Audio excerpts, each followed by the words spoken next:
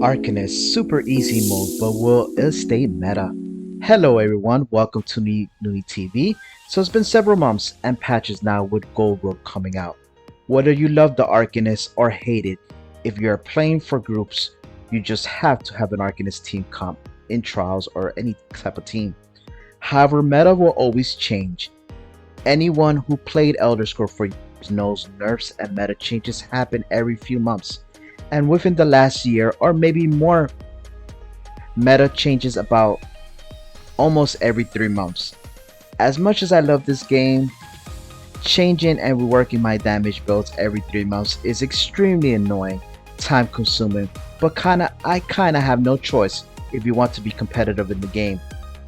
Even right now that the Arcanist is meta, there are other classes such as the DK and Magpars very close to the performance of an Arcanist, and in some slight content occasions outperform the Arcanist. However, it's so close that the difference are by a couple K damage, sometimes even lower. Especially in the new trial Vet Lucent Citadel, where the trial is literally built for an all Arcanist team for several factors, and it will be very hard not to have an Arcanist inside, especially on hard modes. The nerf coming to the Arcanist will even out the balance here, where it will make the classes like DK and Magpars closing in to the meta field. Too soon to exactly tell what will be meta after the nerf, because at the moment most high-end score groups and trial team comps consist mostly of Arcanists. But let's take a look. Will there really be a balance as far as classes wise? Because as you can see in this video, all I have really mentioned about besides the Arcanist as far as getting close to meta is Magpars and DKs. But where does the other classes fall behind? Once again, too soon to tell what the game will do. This game is full of surprises and mystery, but here are some things we know at least for now.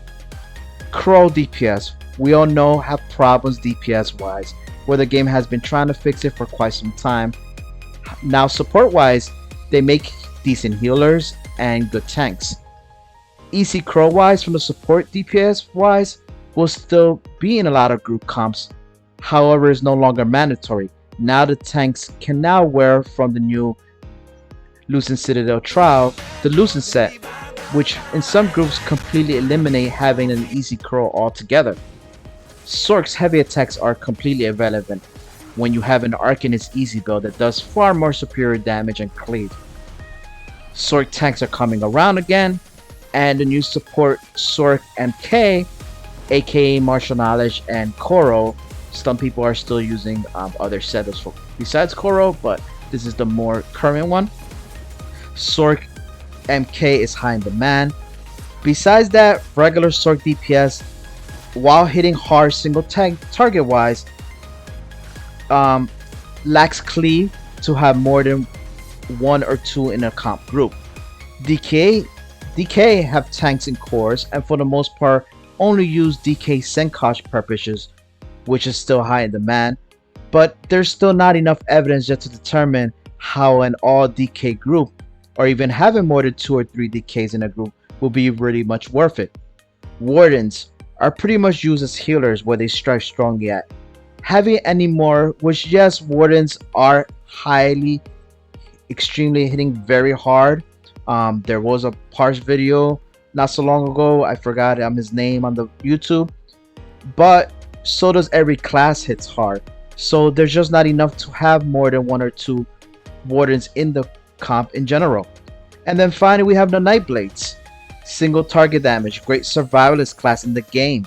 But like I have mentioned in the past and have many arguments with people, not beginner friendly, but as you master it, yes, as you master it will make you better in parse rotations, your damage, your fluency, teach you the old school cancel animation and light weaving.